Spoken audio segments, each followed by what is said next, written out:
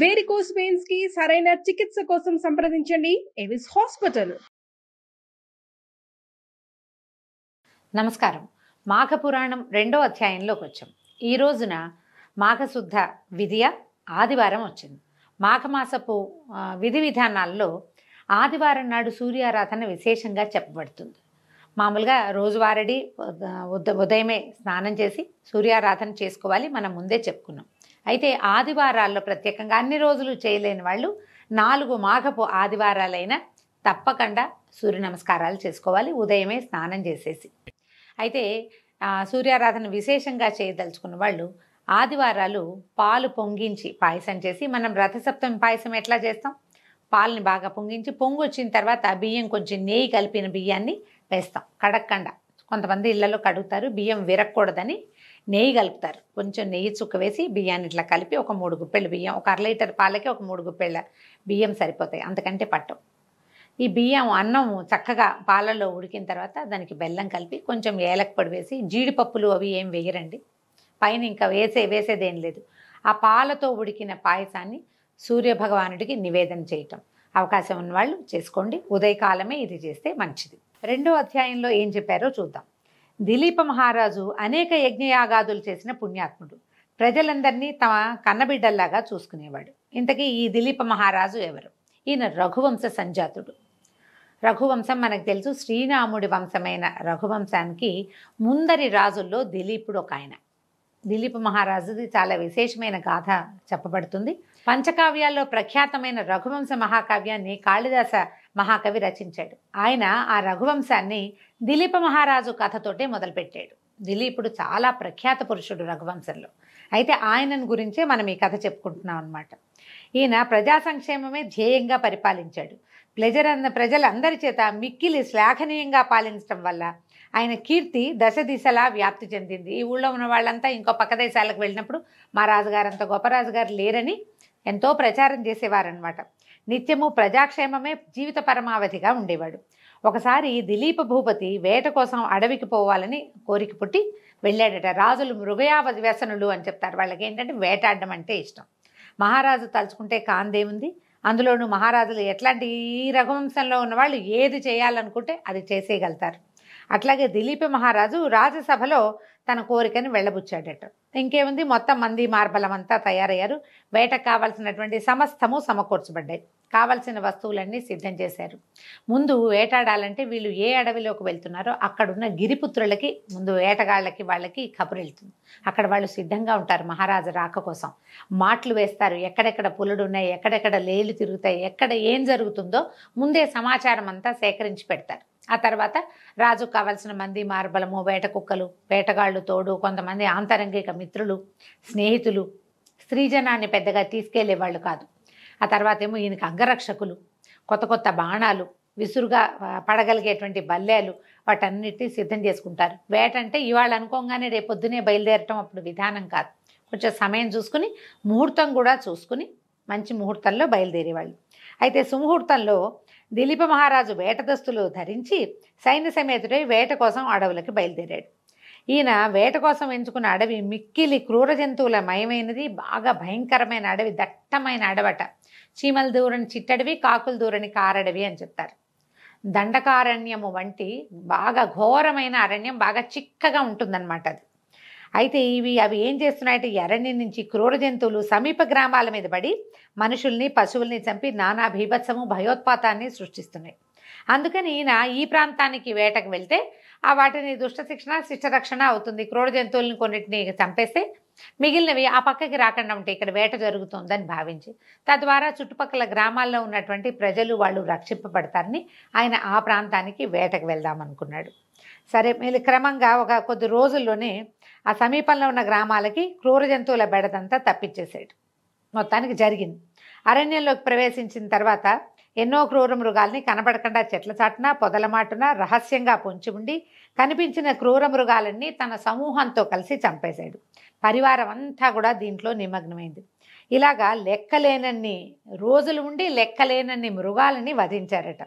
దిలీపుడు ఒకనాడు మృగంపై బాణం వేయగా అది తప్పించుకొని పారిపోయింది. మృగం అంటే లేడండి, అది చాలా బలంగా ఉంది, బాగుంది, కొట్టాడు. ఆయన వెనక ముందు చూసుకోలేదు, అది పరిగెత్తింది, దెబ్బ తగిలింది కానీ పడిపోలేదు. అది పరిగెత్తేసరికల్లా పట్టు విడవక మహారాజు కూడా దాని వెనకాల పడి పరిగెత్తాడట. ముందు మృగము, వెనకాల దిలీపుడు. ఈ దిలీపుని వెనకాల ఆయన పరివారం అంతా పరిగెత్తింది. అందువల్ల జనాలు వెళ్తారు, అంగరక్షకులు, ఆయనకి వేటగాళ్ళు సహాయం వచ్చేవాళ్ళు, మధ్యలో ఏదైనా అనుకోని ప్రమాదం వస్తుంది కదా, అందరూ కలిసి ఆ పక్కకి పరిగెత్తడం మొదలుపెట్టారు. ఈ పారిపోయిన మృగం పరుగు పరుగున ఒక దట్టమైన కీకారణ్యంలోకి ప్రవేశించింది. వాటికి పారిపోయేందుకు అనుపాను అడవులు తెలుసుంటాయి కదా జంతువులకి. ఎక్కడికి వెళ్తే తను ఎవరికి కనపడకుండా ఉంటుందో ఆ ప్రాంతం వైపుకి లీడ్ చేసేసింది రాజుగారిని, ఆ పక్కకి వెళ్ళిపోయిందనమాట. పరిగెత్తి పరిగెత్తి పరిగెత్తి దిలీప మహారాజు అలసిపోయాడట. ఆయనకి విపరీతంగా దాహం వేయటం మొదలుపెట్టింది. పరివారం అంతా నీళ్ళ కోసం వెతకటం మొదలుపెట్టారు. వెతగ్గా వాళ్ళకి అక్కడ ఒక పెద్ద సరస్సు కనిపించింది. ఒక చెట్టు ఎక్కాడు ఒకడు, ఆ పై చెట్టు తాలూకు పై కొమ్మ మీద నుంచి చూసి, ప్రభు ఇక్కడి నుంచి తూర్పుగా కనుక నడిస్తే అక్కడ మంచినీళ్ళు ఉన్నాయి అంటే మేము ఎవరో తెస్తామన్నారు. ఈయన అన్నాడు, తేవటం ఎందుకు, ఎవరికి దాహం వేస్తే వాళ్ళే తాగితే సరిపోతుంది, అటువంటి నేను వెళ్తానని చెప్పి ఈయన ఏం చేశాడు, బయలుదేరాడటట్టు. వెతగ్గా కనపడింది. బతుకు జీవుడా అంటూ దిలీపుడు పరివారం అంతా కూడా ఆ వైపుకి, నేను ఇక్కడ రెస్ట్ తీసుకోను, నేను కూడా వస్తానన్నాడు. అందరూ వెళ్తే అదొక పెద్ద సరస్సు, దాని నిండా తామర పువ్వులు, చుట్టూతా ఏవో చెట్లు ఉన్నాయి, ఎన్నో పక్షులకి ఆలవాలంగా ఉంది, జంతువులు దాహం తీర్చుకునే రేవులు కూడా కనపడుతున్నాయి, ప్రశాంతంగా ఉంది, ఏ మృగాలు లేవు, నీరంతా తేటగా చాలా బాగుందట. సరే ఏం చేశారు వీళ్ళు, మంచినీళ్ళు తాగేశారు. అందరూ కలిసి కడుపు నిండా నీరు తాగి దాహం తీర్చుకున్నారు. కొన్ని మృగాలు కూడా వస్తున్నాయి, అవతల పక్క నుంచి లేళ్ళు అవి వస్తుండేసరికి వీళ్ళు ఏం చేశారు, ఇక నీళ్ళ గోల పడలేదన్నమాట. వేట మీద ఉన్నారు కదా, ఆ కనపడుతున్న మృగాల్ని కూడా సంహరించి వాటన్నిటినీ కూడా తమ తాలూకు ఈ గుర్రాల మీద వాటి మీద వేసుకుని తిరుగు ప్రయాణం కట్టేశారు. వెనక్కి తిరిగి వస్తున్నారట. వేట నుంచి తిరిగి వస్తున్న దిలీప మహారాజుకి మార్గ మధ్యంలో ఒక వృద్ధ బ్రాహ్మణుడు ఎదురయ్యాడు. ఎదురైతే సద్బ్రాహ్మణుడైన వృద్ధ బ్రాహ్మణుడు ఆ మిక్కిలి బ్రహ్మతేజస్సుతోటి వెలిగిపోతున్నాడు, సర్వజ్ఞానిలాగా ప్రకాశిస్తున్నాడు. అతని ముఖవర్చస్సు ఎట్లా ఉందంటే ఆయన చూస్తే ఎవరైనా ఆకర్షితులు కావాల్సిందేనట. అయితే చక్కగా ఉన్నాడు, నమస్కారం చేయాలనే భావన పుట్టించేలాగా ఉన్నాడు. ఈ దిలీప మహారాజు కూడా సహజంగా బ్రాహ్మణ భక్తి ఉండేది రాజులకి. ఈయన మరీ భక్తుడు. ఈయన ఏం చేశాడు, ఆయన్ని చూడంగానే గుర్రం దిగి 2 చేతులు జోడించి, నమస్కారం పండితోత్తమా, మీ దర్శన భాగ్యం చేత నా జన్మ ధన్యమైంది, నేను ఈ రాజ్యానికి అధిపతిని, నన్ను దిలీప చక్రవర్తి అంటారు, నన్ను ఆశీర్వదించండి అని నమస్కారం చేశాడు. ఆ వృద్ధ బ్రాహ్మణుడు దిలీప మహారాజుని ఎగాదిగా చూసి ఆ పాదమస్తకము పరిశీలించి, మహారాజా, సరస్సులో ఉన్న నీటిని తాగి దాహం తీసుకుని వెళ్ళిపోతున్నావు, ఇది మాఘమాసమని, సరస్సులో స్నానం చేయాలని తెలీదా నీకు అని అడిగేసరికి ఈయన ఆశ్చర్యపోయాడు. ఈ మాఘమాస మహాత్యం గురించి నీకెవరూ చెప్పలేదా, మాఘమాసం స్నానం, ఈ మాఘంలో చేసేటువంటి స్నానం అత్యంత పుణ్యదాయకమని నీకు తెలియదా అని ప్రశ్నించాడు. ఇప్పుడు వీళ్ళు చీకటి పడేదాకా ఇక్కడ తిరిగారు అనుకుందాం. తిరిగారు, ఆ రాత్రికి దాహం తీర్చుకోవడానికి ఇక్కడికి వచ్చారు, మంచినీళ్ళు తాగారు, అక్కడ రెస్ట్ తీసుకుని ఉంటారు.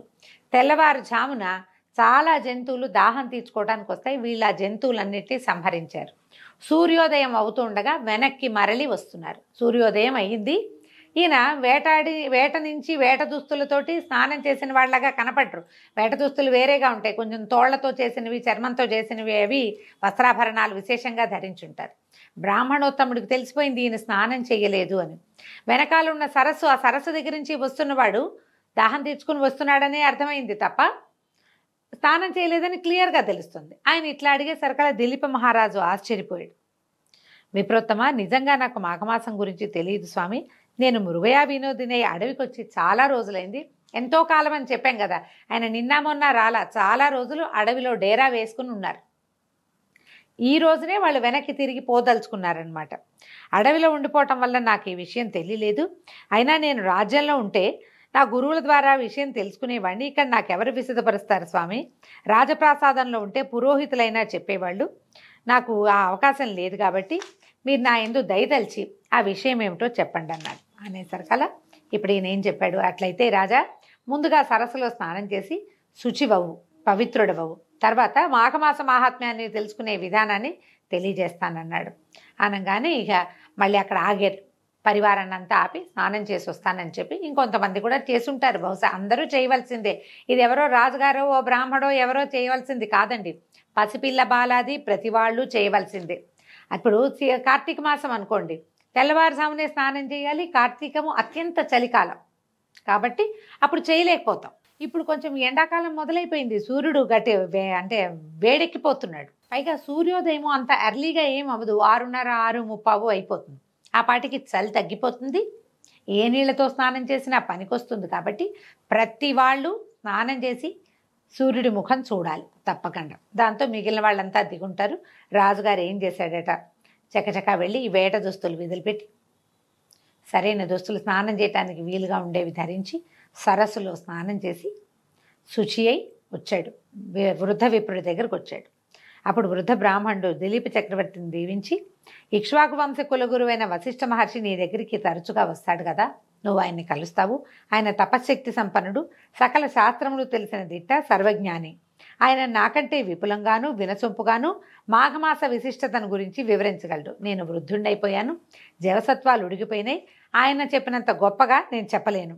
కాబట్టి వశిష్ఠ మహర్షి ద్వారా మాఘమాస మహాత్మ్యాన్ని తెలుసుకో. నేను ఇంకా చాలా దూరం వెళ్ళాలని చెప్పి ఆ వృద్ధ బ్రాహ్మణుడు వెళ్ళిపోయాడు. ఈయనతోటి మాఘ స్నానం చేయించాడు వృద్ధ బ్రాహ్మణుడు వచ్చి. దిలీప చక్రవర్తి మనసంతా ఆ మాఘమాస మహాత్మ్యం ఏమిటి, ఒక ఆయన కనపడంగానే నమస్కారం చేసిన మరుక్షణం మాఘస్నానం చేయలేదు ఏమిటి అని ప్రశ్నించాడంటే అది చాలా విశేషమైంది, నేను ఇంతకు ముందు తెలుసుకోలేదు అనే అనుకుని ఈయన జిజ్ఞాసతోటి చకచకా బయలుదేరాడు. శీఘ్రంగా తన పరివార సమేతంగా నగరానికి తిరుగు ప్రయాణం కట్టాడు. వృద్ధ బ్రాహ్మణుడి మాటలు పదే పదే జ్ఞాపకం రావటంతో సరిగ్గా నిద్ర కూడా పట్టలేదట. మర్నాడు ఉదయాన్నే లేచి కాలకృత్యాలు స్నానాది కార్యక్రమాలు ముగించుకుని శుచి అయి ధవళ వస్త్రాలు ధరించి సకలాభరణాలు ధరించి తన మంత్రి సామంతులతో కలిసి వశిష్ఠ మహర్షి ఆశ్రమానికి బయలుదేరాడు. సూర్యవంశ కులగురు అయినటువంటి వశిష్ఠ మహర్షి వద్దకి చేరాడు. ఆ సమయంలో వశిష్ఠుల వారు తపస్సమాధిలో ఉన్నారు. వారి శిష్యులు రాగయుక్తంగా వేదపఠనం చేస్తున్నారు. ఆ దృశ్యాన్ని చూసినటువంటి దిలీపుడు వాళ్ళకి తపోభంగం కాకూడదు, వీళ్ళకి పాఠభంగం విద్యాభంగం కాకూడదు, విద్యా సమయాన్ని పాడు చేయకూడదు కదా అని భావించి కాసేపు వేచి ఉన్నాడట.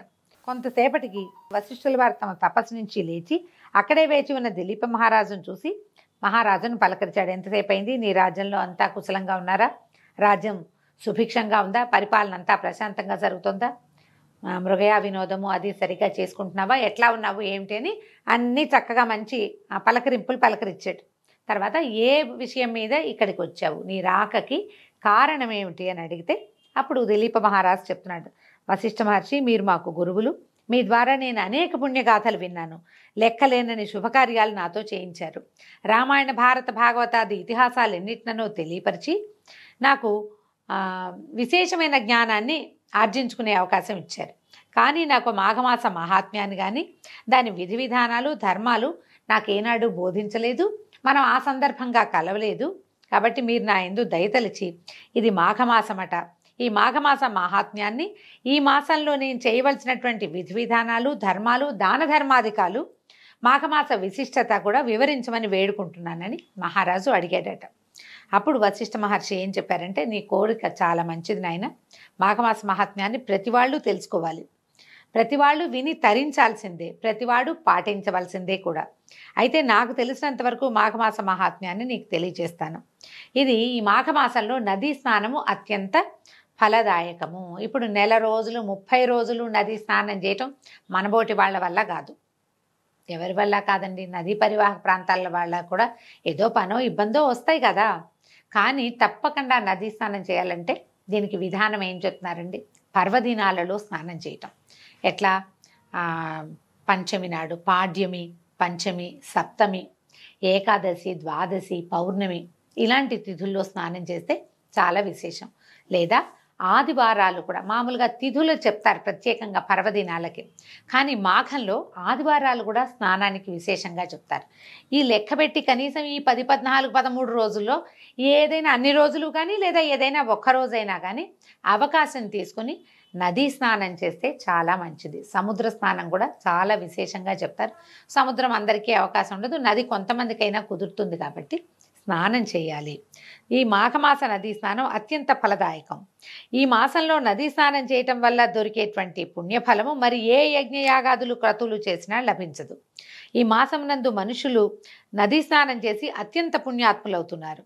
ఈ మాఘమాసం ఒక ప్రత్యేకతను ఏం సంతరించుకుందంటే ఒక్కసారి నదీ స్నానం వల్లే పుణ్యలోకాలు లభిస్తాయట. ఇది మనం ఇప్పుడు జీవించి ఉండగా లభించేది కాదు. పుణ్యలోకాలంటే మరణానంతర సుఖం లభిస్తుందని చెప్తారు. దాంతోపాటుగా ఇంకోటి ఏం చెప్తారంటే ఇది సూర్యారాధనకి అనువైన మాసం కాబట్టి నదీ స్నానం చేసి సూర్యుడికి అర్ఘ్యం ఇవ్వటం వల్ల ఆరోగ్యం సిద్ధిస్తుంది. మనం మరణించిన తర్వాత వచ్చే పుణ్యలోకాల కంటే ఇప్పుడున్న సమయం బాగుండాలి కదా, ఆరోగ్యం సిద్ధిస్తుంది. రవి అత్యంత ప్రసన్నుడుగా ఉంటాడు. ఏదైనా మనకి గ్రహ దోషాలు ఉన్నాయి, రవి దోషాలు కనిపిస్తాయి జాతకంలో, అలాంటి వాళ్ళు కూడా ఈ మాఘమాసం ఈ నెల రోజులు పొద్దున్నే స్నానం చేసి సూర్యదర్శనం చేసుకుంటే సూర్యగ్రహం వల్ల కావాల్సిన పనులు అవుతాయట. ఆరోగ్యమే కాదు, గవర్నమెంట్ ఉద్యోగాలు రావటం, గవర్నమెంట్ ఆఫీసుల్లో ఉండే ఇబ్బందులు అలాంటివి తొలుగుతాయని కూడా కొంతమంది పెద్దవాళ్ళు చెప్తూ ఉంటారు. ఈ మాఘమాస స్నానము శాశ్వత స్వర్గలోక ప్రాప్తినిస్తుంది. అంతేకాని ఇతర యజ్ఞయాగాదుల్లాగా తాత్కాలిక ఫలితాన్ని ఇవ్వదు. అంటే యజ్ఞయాగాదుల్లో 100 యజ్ఞాలు చేసిన వాడికి స్వర్గం లభిస్తుంది అంటారు. ఆ పుణ్యం అయిపోయాక వెనక్కి తిరిగి వచ్చేస్తారు. కానీ ఈ మాఘమాసంలో చేసేటువంటి స్నాన విధుల వల్ల శాశ్వతంగా స్వర్గలోక ప్రాప్తి లభిస్తుందట. అందువలన ప్రతి వాళ్ళు కూడా ఈ నెల రోజుల పాటు కాకపోయినా పర్వదినాల్లో అయినా కనీసం ఆదివారాల్లో అయినా నదీ స్నానమో ఇంట్లో స్నానమో చేసి సూర్యదర్శనం చేయటం వల్ల మాఘమాసంలో సూర్యదర్శనం చేసిన ఫలితం వల్ల ఇహంలో ఆరోగ్యము, పరంలో స్వర్గలోక ప్రాప్తి లభిస్తాయని చెప్తున్నారండి. దీంతో 2వ రోజు పారాయణ పూర్తయింది. రేపు ఉదయం మళ్ళీ 3వ రోజు పారాయణతో కలుసుకుందాం. నమస్కారం.